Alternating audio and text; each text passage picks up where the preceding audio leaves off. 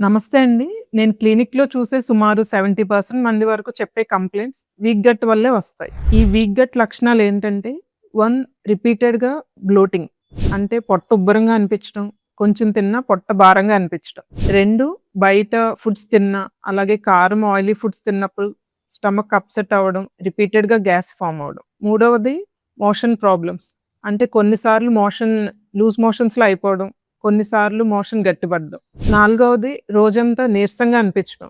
తిన్న తర్వాత కూడా వీక్‌గా అనిపిస్తుంది. ఇవే కాకుండా కొన్ని జనరల్ కంప్లెయింట్స్ కూడా వీక్ గట్ వల్ల రావచ్చు. అవేంటంటే రిపీటెడ్‌గా మైగ్రేన్ హెడేక్ రావడం, స్లీప్ డిస్టర్బెన్స్ అవ్వడం, అలాగే స్కిన్ మీద పింపుల్స్ రావడం, దురదలు రావడం, రిపీటెడ్‌గా మూడ్ స్వింగ్స్ అంటే కోపంగా, చిరాకుగా అనిపించడం.